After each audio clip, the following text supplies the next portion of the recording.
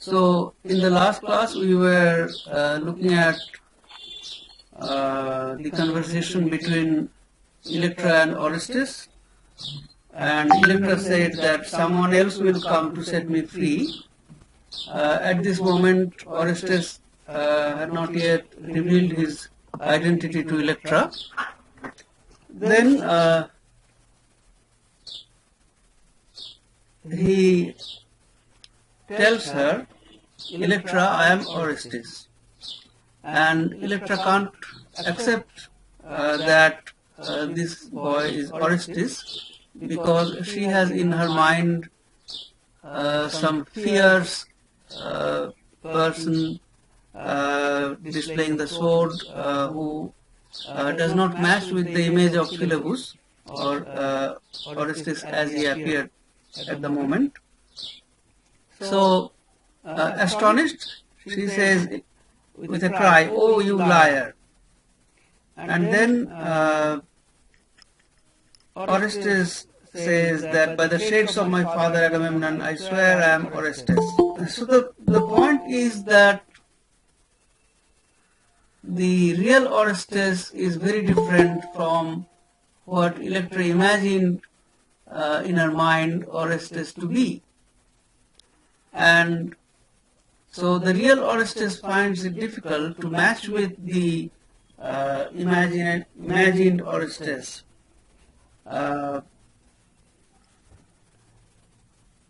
So he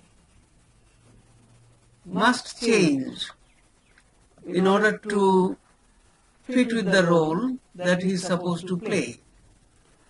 And we will see that in the course of the play, Orestes changes in demeanor, in character, and so much so that later Electra says that I can't believe that you are the same person. So even Electra is afraid of Orestes when Orestes is determined to take revenge, and that determination changes his nature, changes his character. But right now, Orestes is different. He is a noble young man. He says, Electra, I am Orestes, your brother. I too am of the house of Atreus, and my place is at your side. But Electra doesn't want to accept him, and she says, you are not my brother, you are a stranger. Orestes is dead, and so much the better for him. So she is kind of disappointed that she doesn't find the figure in Orestes that she was looking for. And she says, go away, my noble souled brother. I have no use for noble souls. What I need is an accomplice. So this is the predicament in which Orestes finds himself, that being noble according to the norms of the world is not sufficient. He has to change in character in order to be acceptable to Electra, which means in order to fit the role of the avenger. The interesting point about this play is that the issue of revenge is only an excuse for Sartre to describe or to lay down his idea of individual responsibility, which is tied to the idea of existential philosophy, that every man must make a choice in order to assert his freedom, and that choice makes him responsible. He must take full responsibility for his choice. So his choice is a determined action, and it is this determined action which gives him meaning in life. We'll discuss more of this later, the philosophical underpinnings of this action of the play. But apparently, externally, Orestes, the noble young man, does not find himself acceptable to Electra, because Electra is dedicated to one particular cause, the cause of taking revenge of her father's death, and Orestes is not. So he must find a way to be tied to the cause.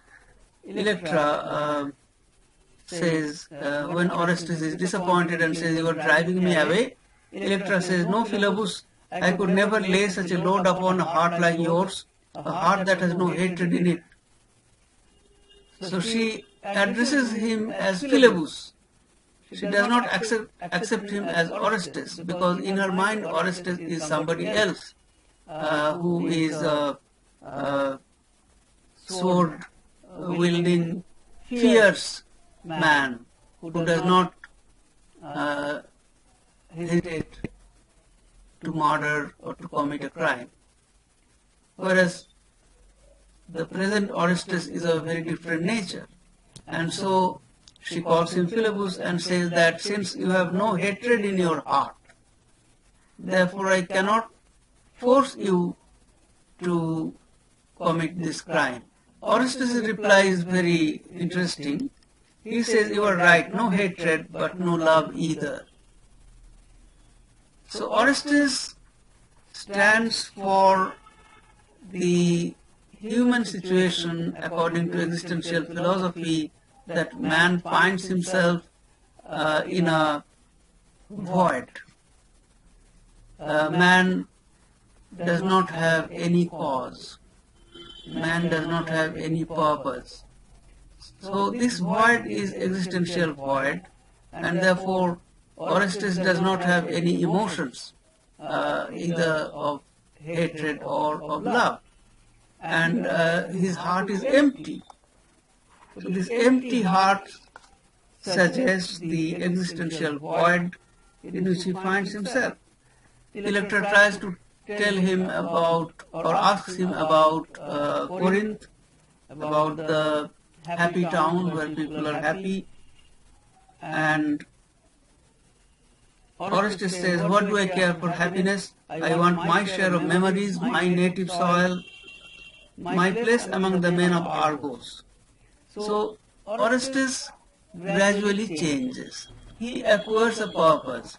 He wants to be a person he wants to be a citizen of Argos. He wants to identify with the city of Argos and its problems.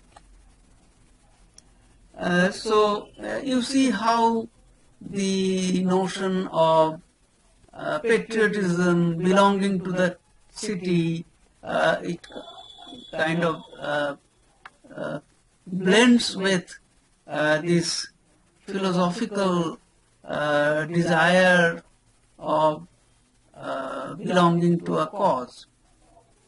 So the political, the personal, and the philosophical, Sartre is able to blend all of these in this play through clever intermingling of purposes in the action of Orestes. So Orestes says that he will not leave Argos, he will not go. "It is my one chance, and you, Electra, surely you won't refuse it to me. Try to understand, I want to be a man who belongs to some place, a man among comrades. Only consider, even the slave bent beneath his load, dropping with fatigue and staring dully at the ground, a foot in front of him. Why, even that poor slave can say he is in his town, as a tree is in a forest, or a leaf upon the tree." So Orestes expresses a desire to be to belong to a place, to belong to a people, and therefore to be engaged with their cause. So here we have both the Marxist as well as the typical Sartrean existentialism, which believes in engagement, which believes in commitment. That idea is expressed, or that desire is expressed through Orestes' speech. That is, he must be engaged, he must be committed to this particular cause. Or in other words, he wants to acquire a particular cause. So through Orestes, Sartre exemplifies how man does not originally have any purpose. And behind this idea of existentialism, of course, lies the philosophy of nihilism. And we know that the influence of Nietzsche's nihilism can be read in Sartre, but the nihilism of Nietzsche and Sartre are not exactly the same. I was reading a paper by Christine Daigle on the philosophical relationship between Nietzsche and Sartre. So there the critic writes that Nietzsche's nihilism may be called militant nihilism. That is, it must first destroy everything, deny everything, before it can think of constructing something new. So Nietzsche had to speak time and again about the end of the religio-metaphysical tradition of the West, which believes in God as the supreme meaning giver, or the ultimate point of reference. So whether it is in the gay science or in the aspects Zarathustra, in various texts Nietzsche exemplifies the idea that God is dead, and actually we have killed God. And once God is dead, then the meaning of life disappears for man. Man cannot have any purpose in life, and so where does this nihilism lead to? Now, according to the critic, Nietzsche ultimately finds meaning for man in aesthetics, or an aesthetic attitude, which he expresses in the book The Birth of Tragedy, which is a great book. You must have read it. It is not only about tragedy, it imbibes a philosophical point of view. And Nietzsche therefore had this need to first destroy and then to construct something. But Sartre did not have the same need, because by the time Sartre came, Nietzsche had already achieved this destruction. Therefore, the critic writes that Sartre's nihilism can be called passive nihilism. So here in existentialism we have this undercurrent of passive nihilism, which does not believe in God. So Sartre wrote once that, well, it is basically atheism that does not believe in God. And Sartre wrote about the idea of God in many texts throughout his career. I will give you two essays on the idea of God in Sartre, as you also find it exemplified in this play. So, for Sartre, therefore, God is the reason of evil, and if one has to go beyond evil, then one must also destroy the notion of God, which means that conventional morality is tied to conventional theology. So good and evil, these ideas are tied to conventional theology which believes in God. So Orestes is puzzled and he doesn't know how he should behave, which path he should take. So being puzzled, he asks Zeus which path he should take. And Zeus is very happy that he is asked this question. In an aside he says, that is where I can help my young friend. And then he utters a magic spell, Abraxas, Abraxas, Susu, and light flashes out round the stone. So that is how the gods communicate. And Electra laughs and says, now, today there are so many miracles. So here you have lights around the stone. So you wanted to get some message from the god and the god has given you the message. So what will you do? Splendid, it is raining miracles today. See what comes of being a pious young man and asking counsel of the gods. She is convulsed with laughter and can hardly get the words out. O nobly Philebus, darling of the gods, show me a sign, you asked, show me a sign. Well, now you have had your sign, a blaze of light round that precious sacred stone of theirs. So off you go to Corinth, off you go. So the sign is interpreted as God's desire that Philebus or Orestes should leave Argos and go back to Corinth. Now what would Orestes do? So if he is a pious man and if he is a believer in religion, then he should follow what the gods indicate. But as it appears that Orestes is now undergoing a change and he does not want to go back, so he would revolt against the god and do something that the gods do not want him to do.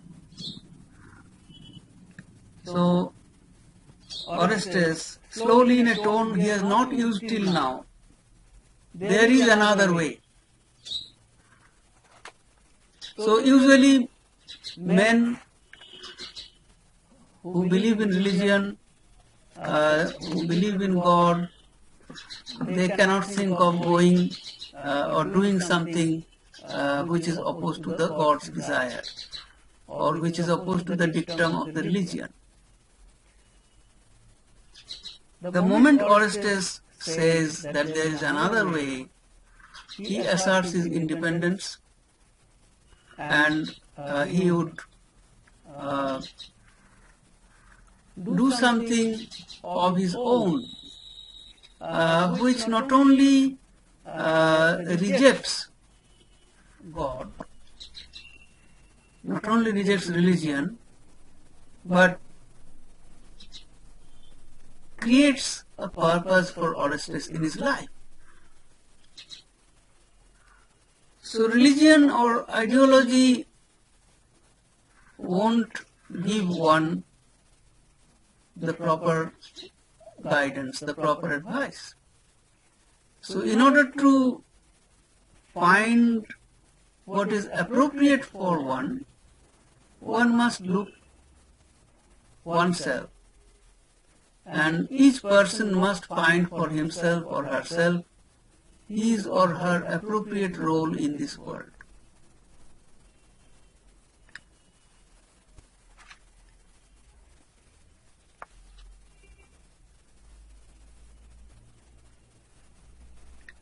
So Orestes feels this change the moment he decides to do something other than what the gods want him to do. What a change has come on everything, and oh, how far away you seem. Until now I felt something warm and living round me like a friendly presence. That something has just died. What emptiness, what endless emptiness as far as eye can reach. He takes some steps away from her. Night is coming on. The air is getting chilly, isn't it? But what was it? What was it that died just now? Here Sartre introduces the idea of alienation, which is a part of making one's choice, taking an independent decision.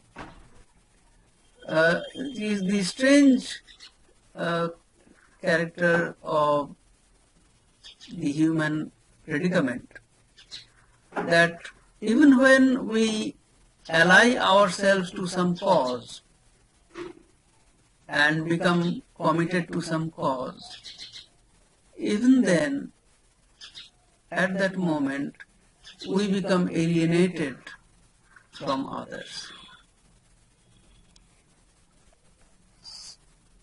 Now, you will wonder, why should that happen?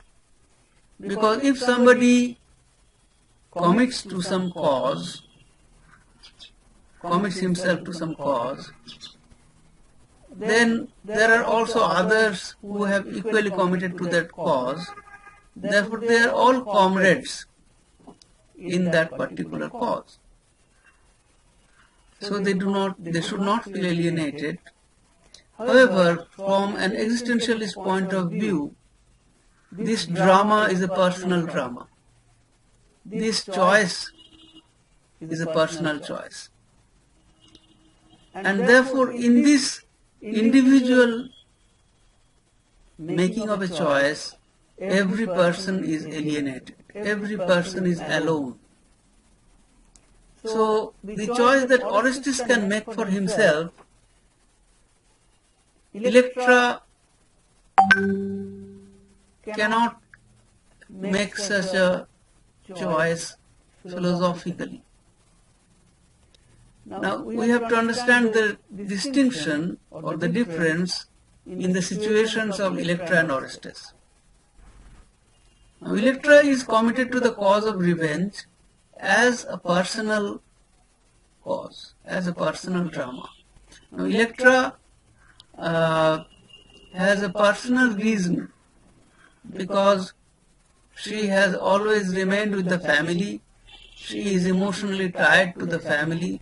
She is emotionally tied to the memory of her father, and therefore she wants to take revenge. So, in her, this hatred is genuine, and it comes out of a personal cause, personal motive. Orestes, however, was in his childhood removed from Argos, and he does not have any memory of that childhood. He does not have any memory of his father or his family or his town in his childhood. So his memory becomes blank so far as Argos is concerned. He becomes a stranger to the city. He becomes a stranger to the family. So the way Electra can identify himself with the house of Atreus, Orestes cannot. Even though he knows that he belongs to the family of Atreus, the house of Atreus, emotionally he is not tied to that family. Therefore, for him, this decision of taking an action to avenge the murder of Agamemnon, for him it appears to be without any reason, gratis. Unlike Electra, he does not feel that personal reason, that personal emotional bond with Agamemnon's memory. Therefore, his choice is more of a philosophical choice than that of Electra. Electra actually does not make any choice. From the very beginning, she is committed to the memory of her family. So, in this way, Sartre looks at Orestes or interprets Orestes as a figure who is alienated at the outset. And this alienation of Orestes at the beginning is a symbol for the human predicament. That is, man is alienated from his world from the very beginning, when he does not have any ideology, when he does not have any cause, and so on. But then what about politics? So politics makes everybody take a stand and to be tied to a particular cause or a particular side. So Orestes' decision is purely political because it is without any personal ground. We may say it is political, we may say it is philosophical. So he chooses this side. He chooses this political side that he would, take an action in favor of Agamemnon or the house of Atreus and against the house of Atreides, against Aegisthus.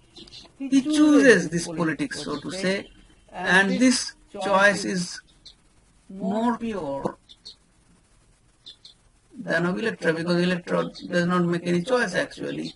She is tied to one personal reason from the very beginning.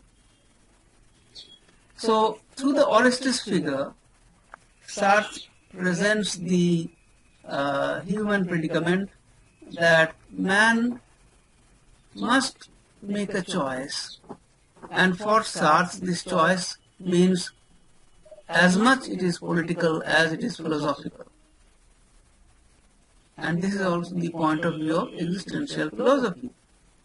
So if you want to avoid being fallen into existential void, then you must look for a purpose, you must look for a meaning, and you invent for yourself or you imagine for yourself the particular purpose or meaning. So for Nietzsche it was aesthetics, for Sartre it is politics, we may say. So Electra says, "Oh, how you have changed. Your eyes have lost their glow, they are dull and smouldering. I am sorry for that, Philebus. You were so gentle, but now you are talking like the Orestes of my dreams."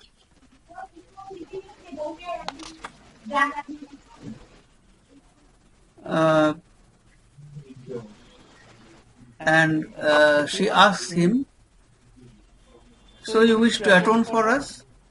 "To atone? No, I said I would house your penitents, but I did not say what I would do with all those cackling fowls. Maybe I will wring their necks. And how can you take over our sense of guilt?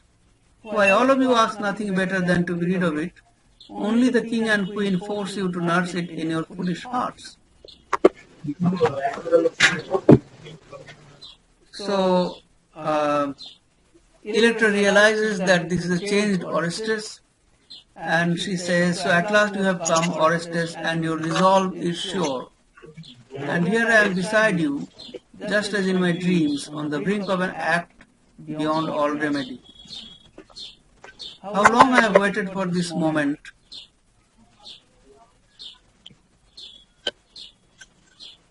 Raka, can you switch off your speaker if you are not speaking? Yes, thank you. How long I have waited for this moment, dreading and hoping for it. From now on, all the moments will link up like the cogs in a machine, and we shall never rest again until they both are lying on their backs with faces like crushed mulberries." So Orestes takes the decision to murder the king and the queen.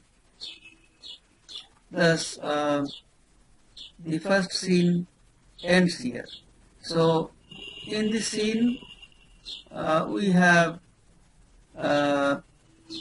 introduced to the characters, and we see that Orestes initially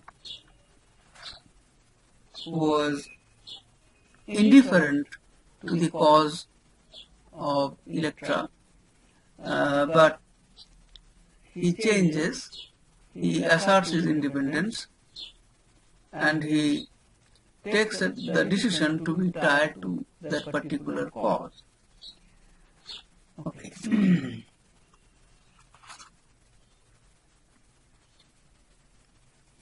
In the next scene, we will see the murder of Agamemnon and Clytemnestra.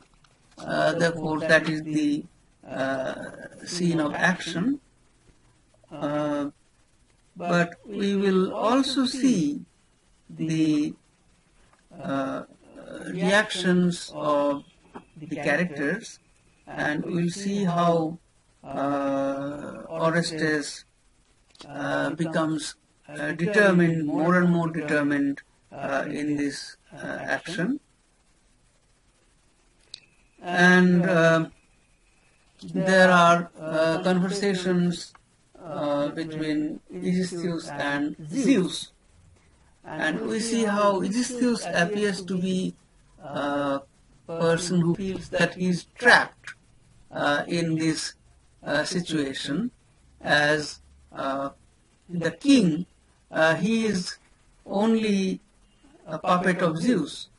He is only engaged in keeping the status quo, the firm hold of ideology and religion upon the people, forcing them to believe in this particular religion and this ritual of mourning. He cleverly passes on his personal guilt in the murder of Agamemnon to the people of the entire city of Argos. And forces the people to follow this annual ritual of the return of the dead.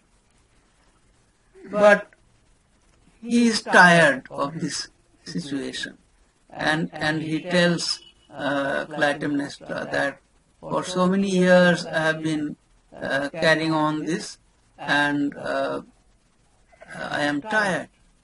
My shoulders are tired. It cannot bear this load anymore. So when Orestes kills him, he does not offer any resistance. And actually before that he has a dialogue with Zeus, and Zeus asks him, so what is your position? First Zeus warns him that there is a plot against him, that he might be murdered, that there is somebody, there is an assassin who is out there to murder him. And then Zeus asks him, what would he do? What would be his standpoint? So Eurystheus tells him that you are the god, so you can do whatever you want. Just as you forced me to be the king and to carry on with this responsibility for so many years. Now, if you want, you can strike him down. That is, if there is an assassin, you are all powerful, you can strike him down. And then Zeus expresses his inability to do it. So Sartre here makes it clear that the gods are powerless if men determine not to believe in them. In other words, religion is a construct of the mind, gods are constructs of the mind, and they are powerful only as long as we believe in them. But the moment somebody stops believing in them, the gods become helpless, they can't do anything. And the same goes with the king. The king, like gods, the king assumes his power or gets his power from the belief of the people that they should be ruled by him.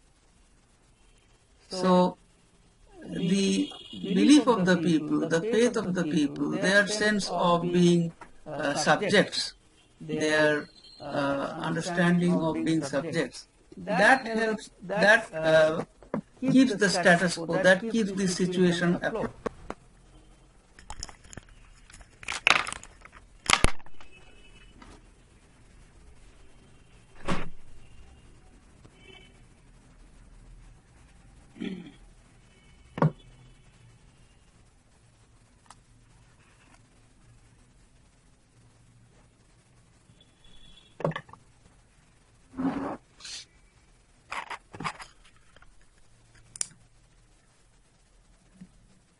So just as gods are powerless when people stop believing in them, similarly the kings are also helpless if people do not willingly surrender themselves as subjects.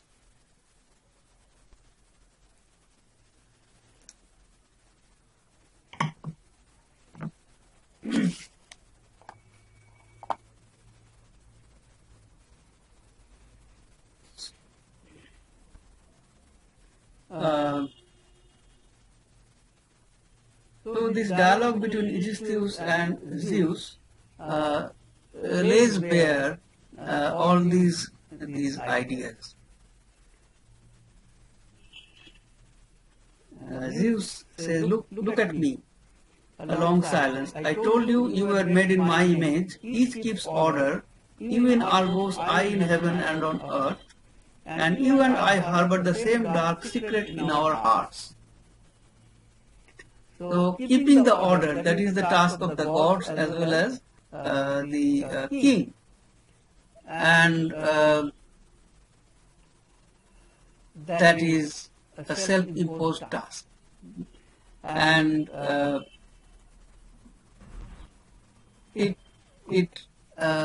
this idea, there is an assumption that people cannot stay in a peaceful state if there is no ruler or if there is no God. Then they would not be able to have peace or have, kind of order in their lives. Now this is of course not entirely wrong. Order is necessary in life, but what Sartre wants to show us here is the nexus between religion and politics, between God and the king or the rulers. So that is the secret according to Zeus, and Aegisthus says, I have no secret. You have the same as mine, the bane of gods and kings, the bitterness of knowing men are free.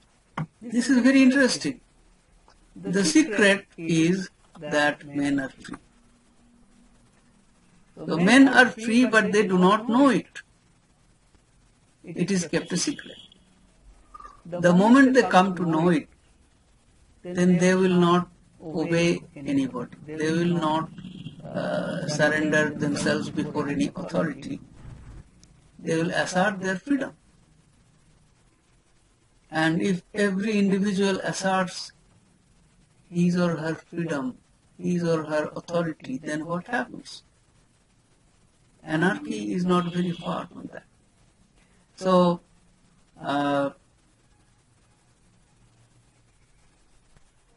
that is the crux of the human situation from a philosophical point of view.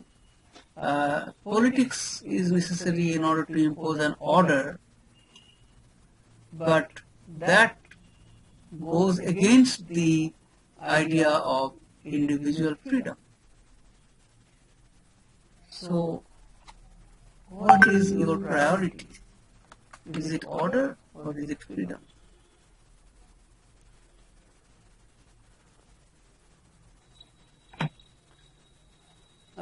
In the context of the Nazi occupation of France, the desire to have freedom against an illegal authority finds expression through the action of this play. Orestes, by reading Argos of the illegal authority of Zeus and Aegisthus, makes the men free, symbolically standing for the freedom of the French people against the Nazi occupation. But this simplistic symbolic narrative is complicated by the philosophical underpinnings which simultaneously Sartre embeds in the narrative, in the action.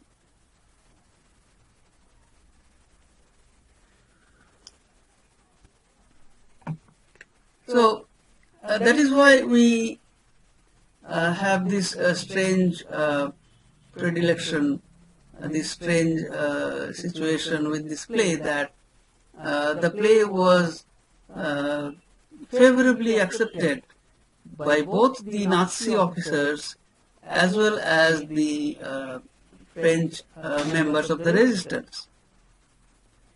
So the Nazi officers thought that in this play there is an expression of the idea of the overman, the Nietzschean idea, and Orestes therefore represents the overman who transcends the human limitations and is able to go beyond good and evil. So the Nietzschean will to power, the Nietzschean idea of transcendence beyond good and evil, and the Nietzschean idea of overman, all these ideas were also very favorably accepted by the Nazis because they also dreamed of a superior human race which would overcome the limitations of ordinary mortals, and by exercising eugenics as well as by weeding off the weak members of the human race, they thought that they would be able to create a race of supermans, a superior race.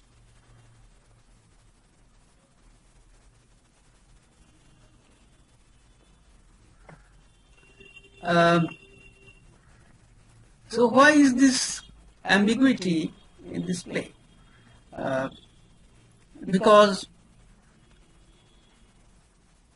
nihilist philosophy, particularly the Nietzschean brand of nihilism, militant nihilism, and existential philosophy, which also does not accept anything a priori, that is, any ethics, any morality which is a priori.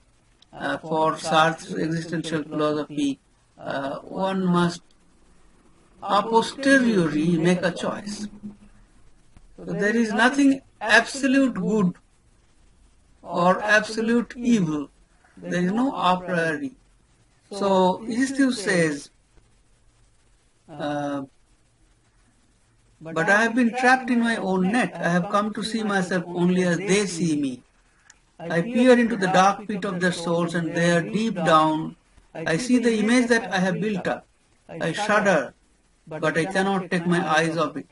Almighty Zeus, who am I? Am I not anything more than the dread that others have of me? So both Zeus and Aegis, both of them are captured by the image that they have constructed of themselves. Zeus also comments about the idol, the fearsome idol with blood on its mouth, on its face, which the people worship. They fear him. So Zeus does not identify himself with the idol, but he says that if this is what people think me to be, then I have no choice. In their mind, I am like this. So often it is the image that we construct for ourselves that trap us.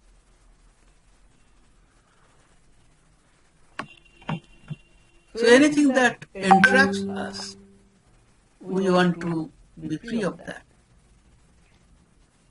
So ironically, Zeus and Aegis also are represented in this play as having a desire of deliverance, and it is the determined action by Orestes that also frees Aegis.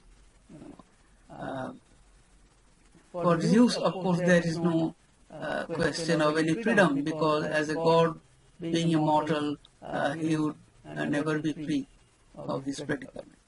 So Eurystheus asks, alas, but who has doomed us? No one but ourselves, for we have the same passion. You, Eurystheus, have, like me, a passion for order. So it is the passion for order which has doomed them.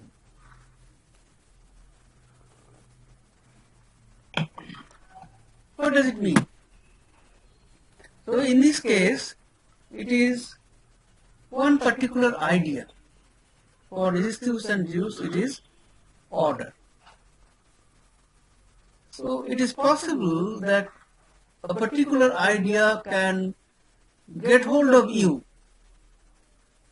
can entrap you, and you are doomed for that particular idea. You cannot rid yourself of that idea. You cannot free yourself of that idea.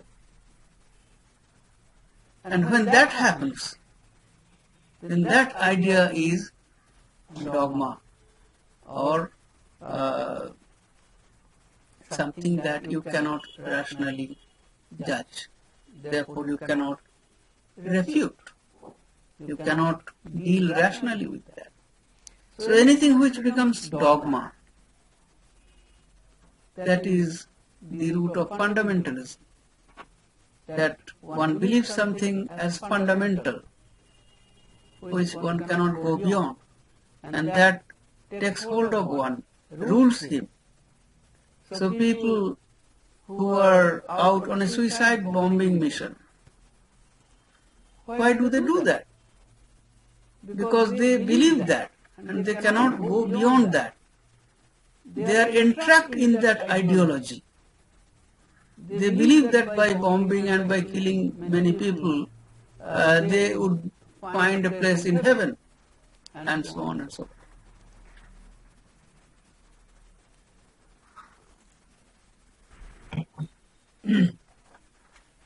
Any question?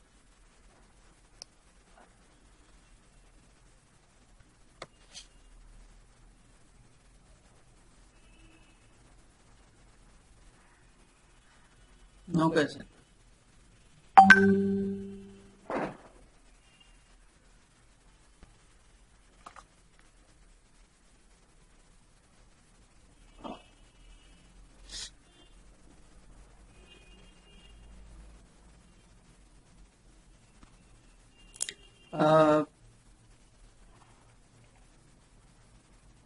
Then comes the action, and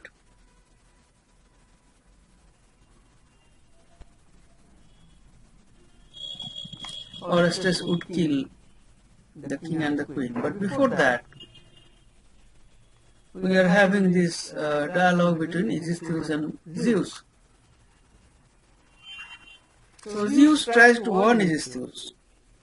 Eurystheus, my creature and my mortal brother, in the name of this good order that we serve, both you and I ask you, nay, I command you to lay hands on Orestes and his sister.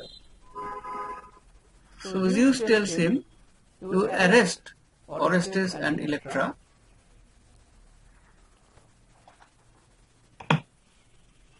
Are they so dangerous? Zeus, Orestes knows that he is free. So that is the greatest danger. The secret is out.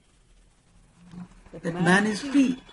That man is not ruled by God or king or any authority. And that is a dangerous idea.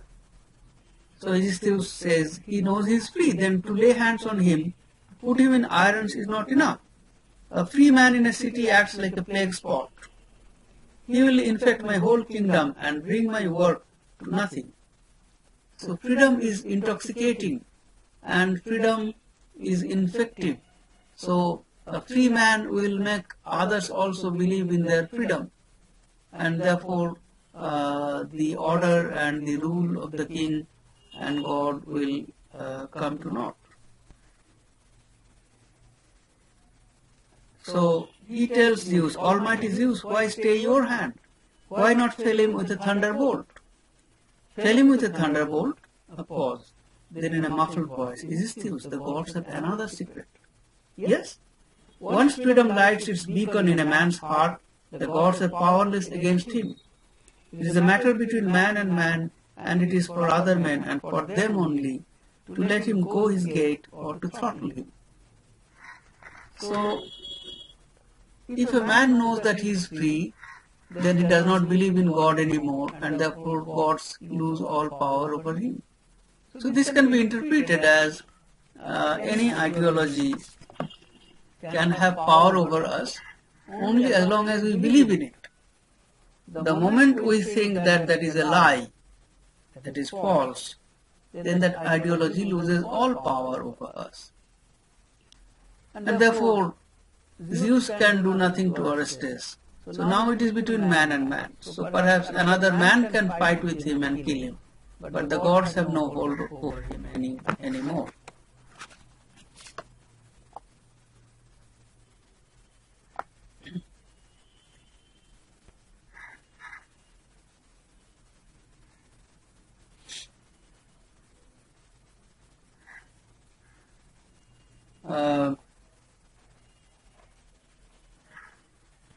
And then Orestes goes and kills Eurystheus, and Eurystheus does not offer any resistance, tottering, you struck well, Orestes. He clings to Orestes. Let me look at you. Is it true you feel no remorse?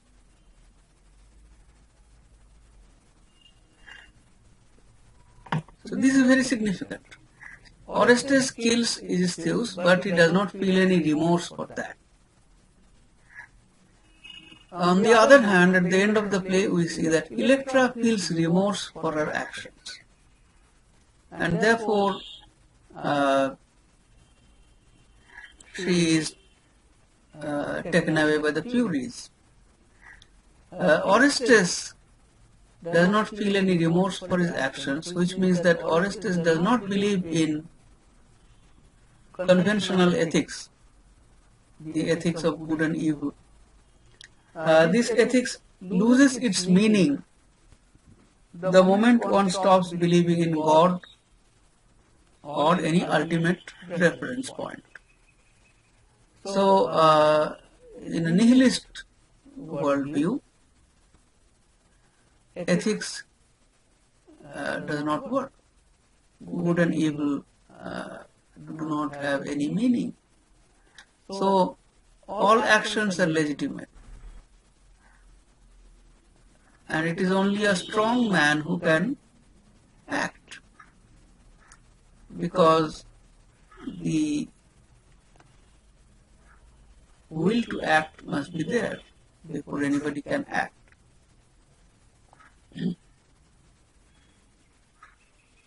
So, Eurystheus asks Orestes whether he feels any remorse. Orestes, remorse? Why should I feel remorse? I am only doing what is right.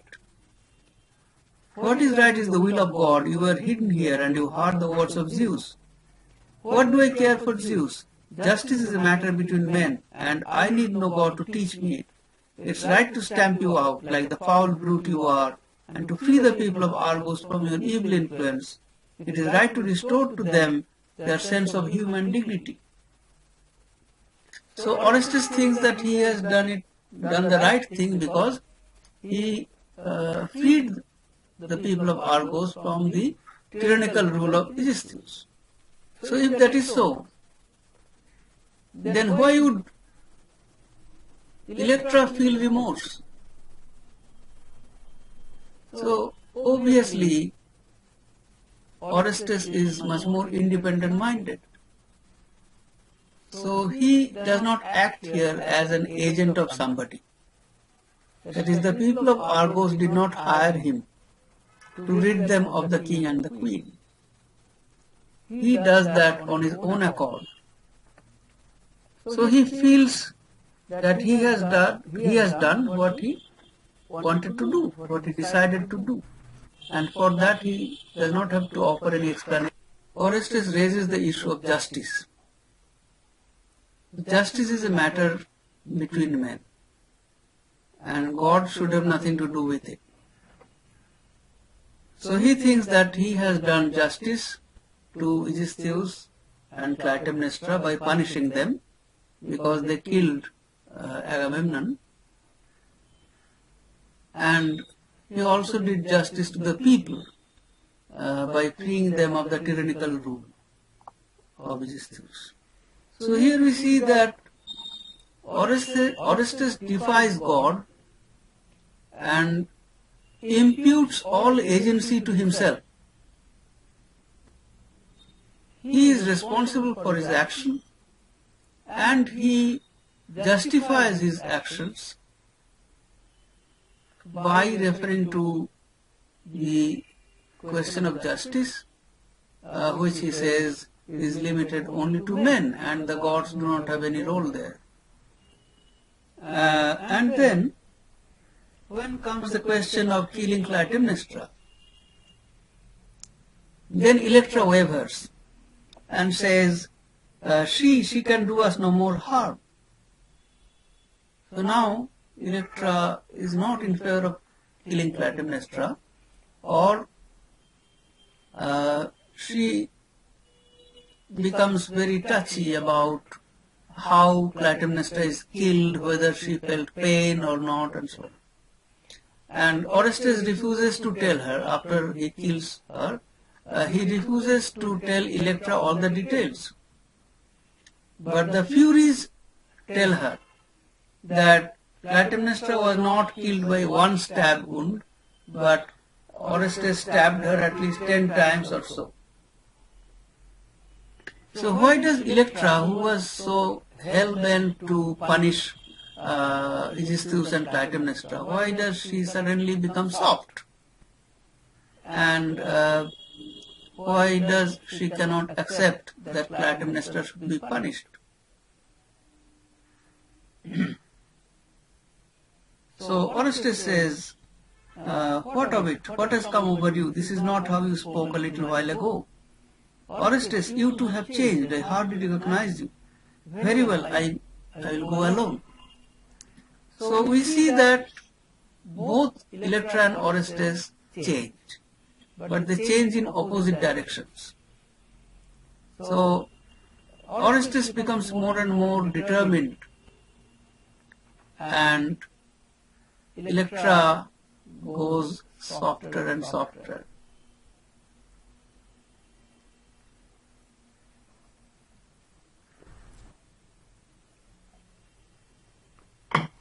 Does it remind you of Macbeth and Lady Macbeth? So why does Electra become soft?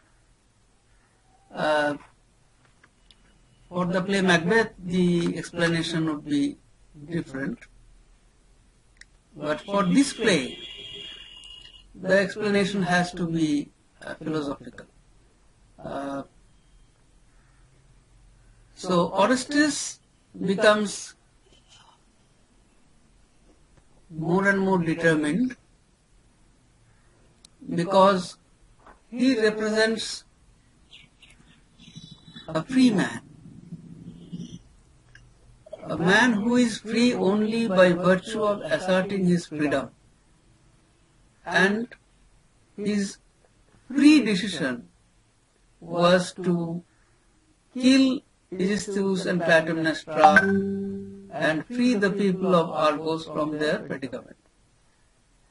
So once he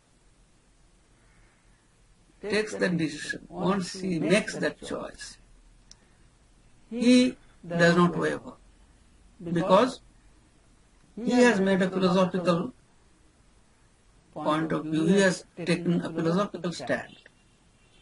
On the other hand, Electra's stand, that is, her desire to avenge the murder of her father, and by killing Aegisthus and Clytemnestra, were derived solely from her personal anguish that her father was killed, and therefore her mother should be punished.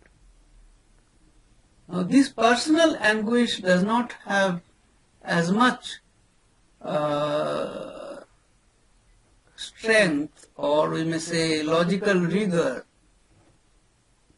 as a philosophical standpoint.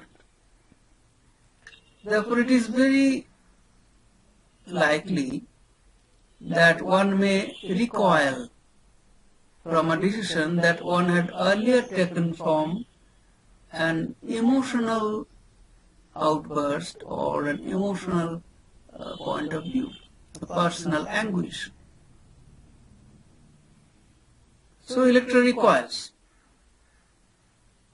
So do you see the difference between the two approaches?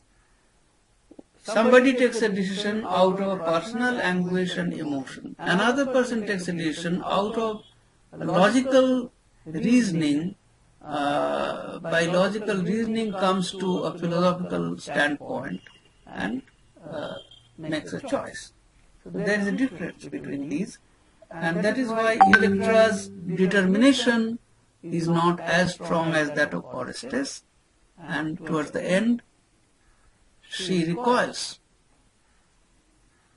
And then Orestes has to go alone. So his only accomplice, Electra, also does not give him company in this act of murdering Clytemnestra. So what does it mean? It means that the man who asserts his freedom must also be ready to be all alone in his choice. He must take full responsibility of his choice and his action. And he must not expect anybody to see eye to eye with him. So that is also what an intellectual is supposed to do. An intellectual is supposed to take a stand which is reasoned, which comes out of a reasoning, out of an argumentation. And a reasoned stand is a far more stand than a stand which is taken out of passion, emotion, personal anguish, or so on. So, if you take such a philosophical stand on any issue, then you become truly engaged, engagé, committed to that particular cause. So, after Orestes kills Clytemnestra, Electra keeps asking, did she scream? Did she feel pain? And so on. And Orestes says, I shall not repent of what I have done, but I think fit not to speak of it. There are some memories one does not share. It is enough for you to know she is dead. Did she die cursing us? That's all I want you to tell me. Did she curse us? Yes, she died cursing us.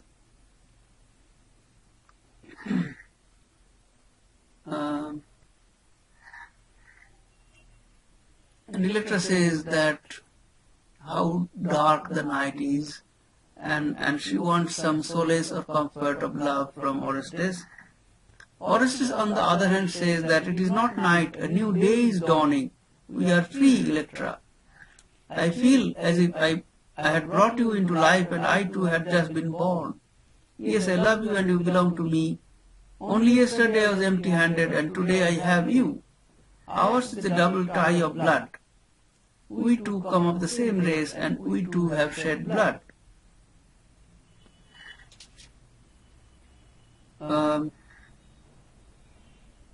So we see the difference in the reactions between Electra and Orestes. So whereas for Electra it is night and she feels that she is being lost in a dark world because of her guilt and remorse, which is symbolically represented by the Furies that take Electra away to punish her. That is, one who does not take a reasoned stand cannot justify his or her actions later and then suffers from remorse. On the contrary, one who takes a reasoned stand does not suffer from remorse. So this is also the standpoint of a revolutionary. A revolutionary has taken a resolution, a determined standpoint of acting in favor of a particular political side, particular political viewpoint, to overthrow the current order, the current regime, and usher in a new regime. In order to do that, he may have to do a number of things which cannot be supported by conventional ethics. For example, he may have to kill people. But a revolutionary is not a murderer. A murderer kills somebody either for money, a hired assassin, or for his personal satisfaction if he is a criminal. So, a revolution, on the other hand, does not kill for his personal agenda, but for a much greater, much larger cause. So, here we see the difference in the two positions of Electra and Orestes. So, Electra tells Orestes, she takes a torch and holds it near Orestes. I must light up your face. It is getting so dark that I can hardly see you. And I must see you. When I stop seeing you, I am afraid of you. I dare not take my eyes off you. I must tell myself again and again that I love you, but how strange you look. So, Electra is afraid of Orestes. Why? Because of his power to act, because of his will, his strong will, and his determined resolution. Such a man is one who must also be feared, because such a man is also rare. A man who can act in a resolute fashion.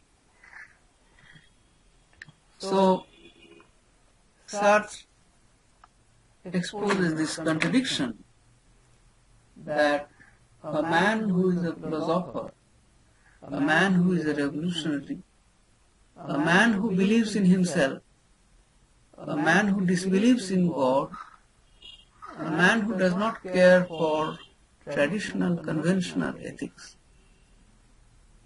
is a free man, and a free man is to be feared.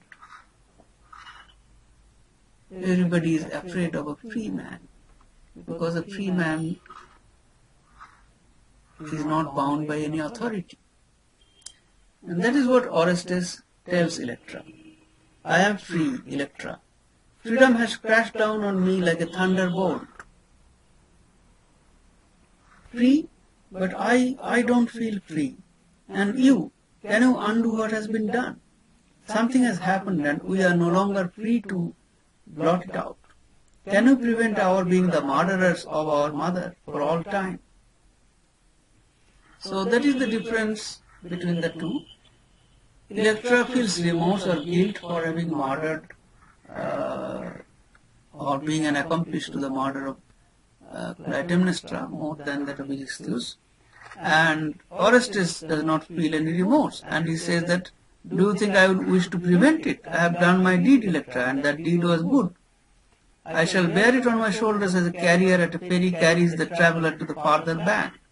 And when I have brought it to the farther bank, I shall take stock of it. The heavier it is to carry, the better pleased I shall be, for that burden is my freedom. So freedom is a burden, because it is a responsibility. You take responsibility for your action, and Orestes is willing to take this responsibility. He is willing to share, to shoulder this burden.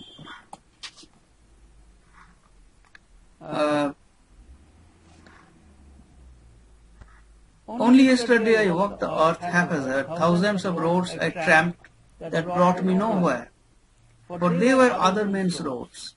Yes, I tried them all. The horse tracks along the riverside, the mule paths in the mountains, and the broad flagged highways of the charioteers, but none of these was mine. Today I have one path only, and heaven knows where it leads, but it is my path. What is it, Electra? So,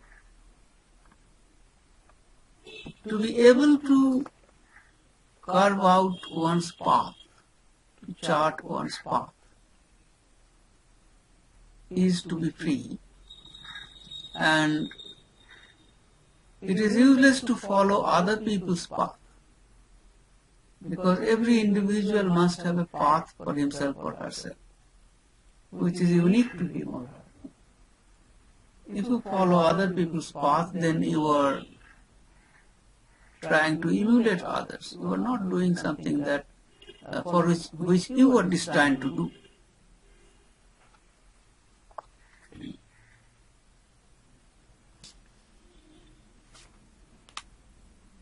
And then as the torch goes out, Electra is afraid, and then the flies come back. The flies stand for the Furies. There they are. Where have they come from? They are hanging from the ceiling like clusters of black grapes. The walls are alive with them. They are swirling down across the torchlight, and it is their shadows that are hiding your face from me. Orestes, the flies. So, the flies, they grow bigger and bigger. So the flies are represented here as the fearsome symbol of the Furies, or the forces that take Electra to hell. Now, in this play, both Electra and Orestes go to hell and suffer the punishment of the Furies. But there is a difference. Electra is taken away by the Furies, whereas Orestes leads the Furies out of the city and takes the Furies away to hell. So Orestes remains the agent of his action to the end. Whereas Electra is not an agent, she is taken away by others. So because she is not responsible, or she does not have the courage to bear the responsibility of her actions. So without her will, she is taken away by the Furies. There lies the difference. But you may say that after all, both of them end in hell. So what is the big difference? So then I will remind you of what Satan says in Paradise Lost. It is better to reign in hell than serve in heaven. So, why doesn't Orestes have a better ending? Why doesn't Orestes go to heaven for doing something good to the people? Do you have any answers?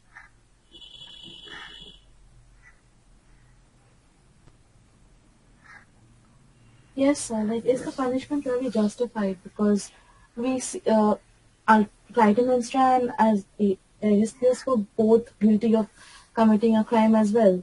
So it's like a crime that was answered by a crime. So I think it just balances out everything. So is the punishment really justified for Electra and this? For Electra and her brother, like I think it doesn't really make sense, because everybody's committed a crime there. So it's like both, like everybody should be in hell if you go to see. So that's the thing that puzzles me the most. Are you applying the Roman Catholic notions here? Yes, sir. Yes, sir, I am. So, like, because see, ultimately everybody is guilty of a crime. So is Zeus. Like Zeus, gets off very easily over here just because he's a god. but the rest are all like Orestes, Electra, they all are guilty of a crime, along with Clytemnestra and Aegisthus. So that's puzzling. Okay. Anybody has any other interpretation?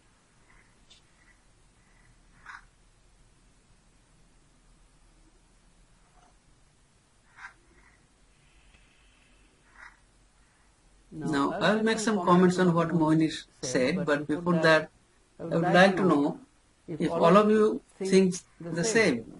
All of you think what Mohini said is true, or you have any other interpretation to offer. Should they have gone to hell?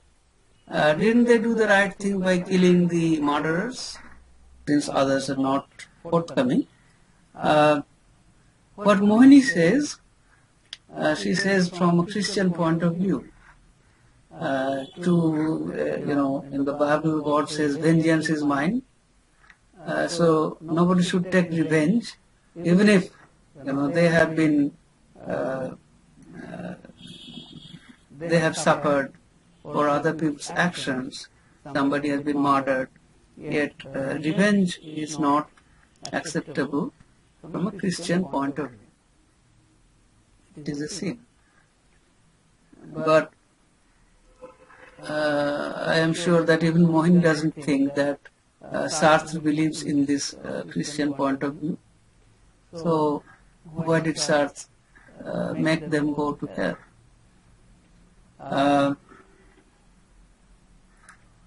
The point is, the idea of heaven is associated with theology, isn't it? Much more with Christian theology.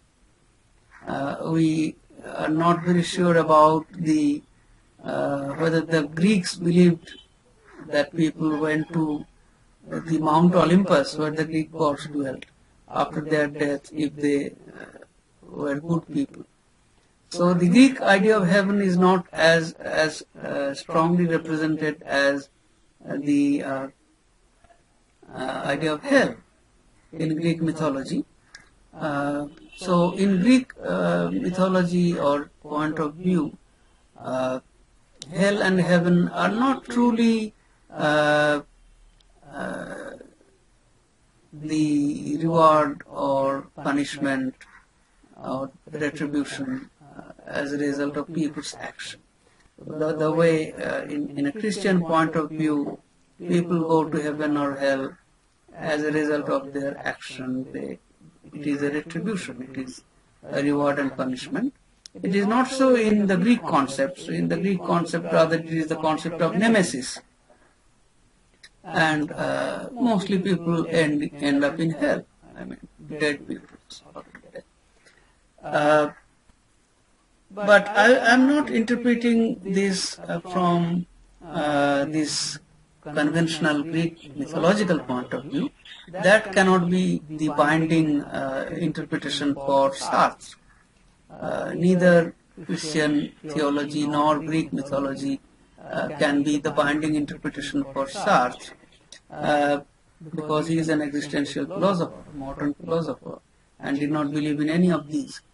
Then why hell? Why theories take them to hell? Well, probably because we men can imagine hell much more easily than heaven. So the world in which we find ourselves is so imperfect that it is closer to hell. And for us it is easier to think of hell rather than think of heaven. So if Sartre imagined any heaven, then it would have been very inappropriate even from the nihilist point of view, because nihilism altogether denies the idea of God or heaven and hell. Therefore, wherever the Furies take Orestes and Electra, Sartre is not representing here hell as a place for retribution. for punishment. But let us assume that the assertion of freedom takes one or makes one suffer. And that assumption would be more realistic.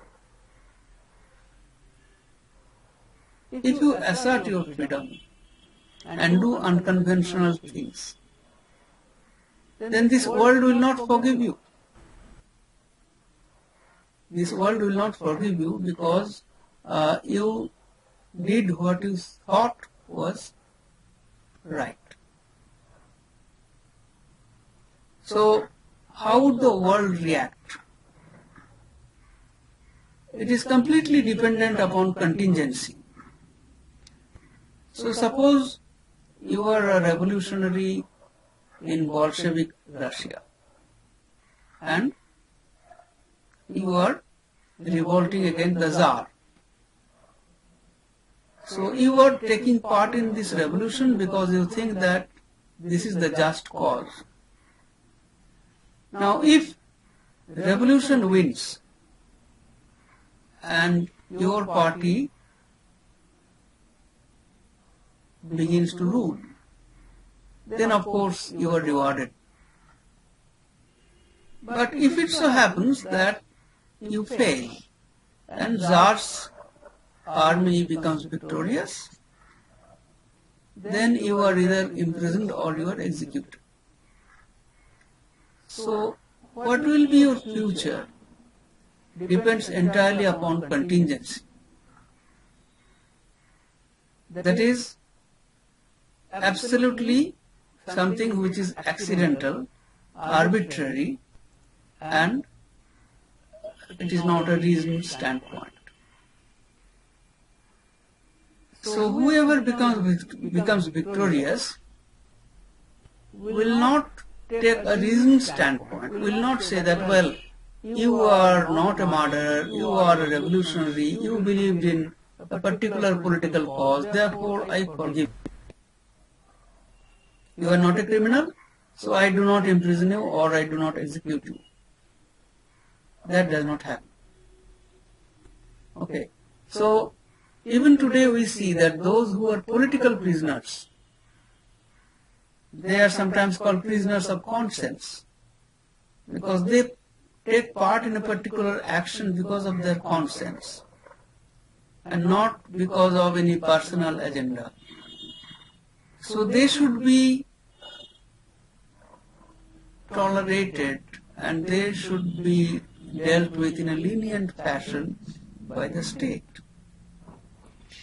But that is only theoretical. That does not happen.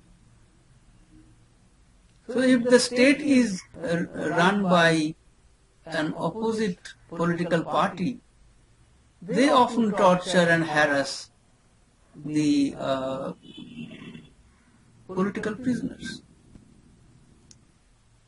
They don't let them go because these prisoners, they came to a reasoned argument and a reasoned decision, and they are different from ordinary criminals, but the state won't listen to that.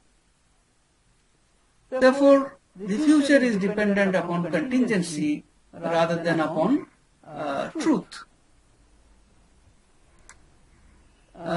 So we may say that the contingency is most likely to end up in suffering.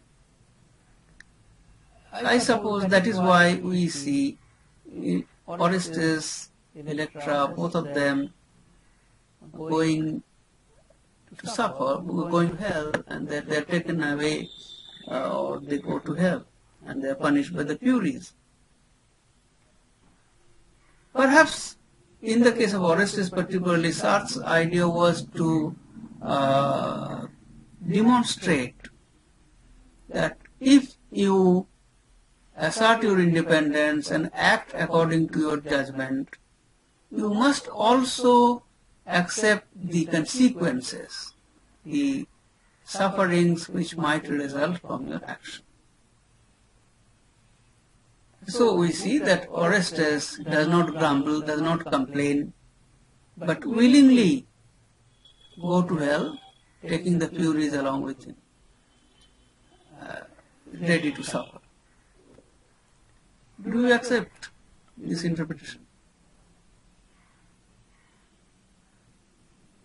Yes, sir, to some extent, like if you look at it in the context of the play, it does make sense. But then, if you look at it from the point of view of crime also, and even in the myth, like like as you said, that heaven and hell's concept is very different from Greek mythology, from that of Roman Catholicism. So even the fact that the Furies were taking Orestes and Electra down to punish them seems a little harsh, considering the fact that they basically were seeking justice for the crime that was committed earlier. But then I feel that it's a cycle of crimes that just came to an end, considering the house of Atreus and the curse that was upon it, and then after that the murder of Iphigenia as well. So it's just a cycle that just came to an end. So if you look at it in context of the play, it does make sense to some extent. Yeah, but Sartre is not writing a Greek play.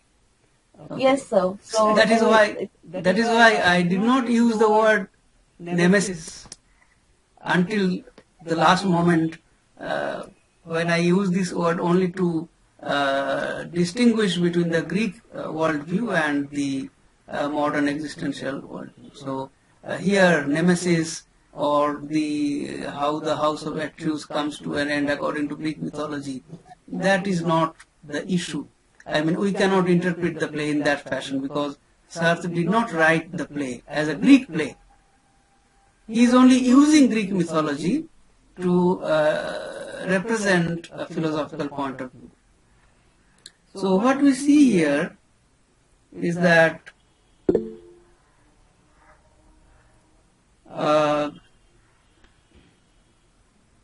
the Furies, they batter at the door, and Orestes says, Clytemnestra's cries must have brought them here. Come, lead me to Apollo's shrine. We'll spend the night there, sheltered from men and flies, and tomorrow I shall speak to my people. So the last sentence of the scene, what does it indicate? Tomorrow I shall speak to my people.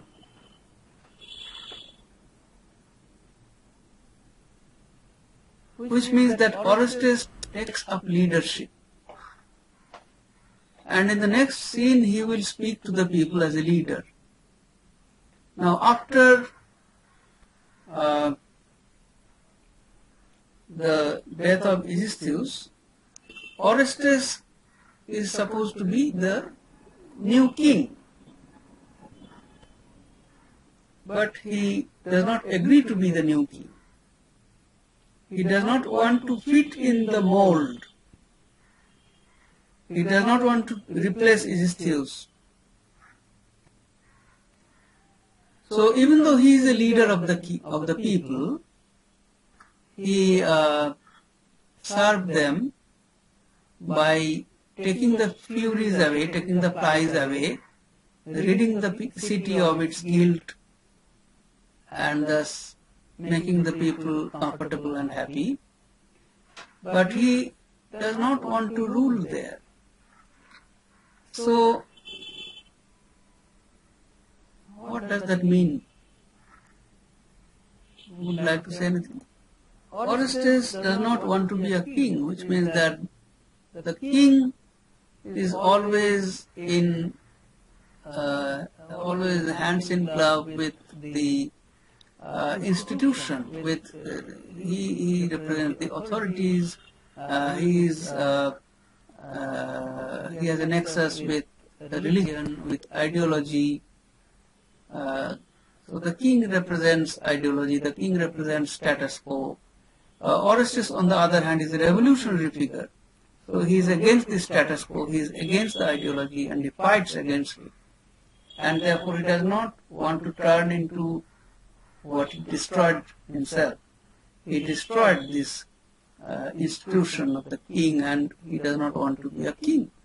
So he is more of a unique person, in the sense that a king is not free, as Sartre exposes it here, that Aegisthus felt himself to be constrained by his own image, by the ideology, by religion, by Zeus, and Aegisthus himself felt entrapped. So the king is not necessarily a free person, but Orestes stands for a free person, and therefore he will give the people freedom, make them feel free, that is, make them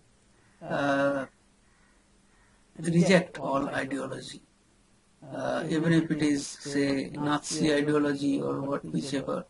The people must feel that they are free and therefore they should not subscribe to any ideology. So such a figure cannot become the king. It is directly against his purpose. Is it clear?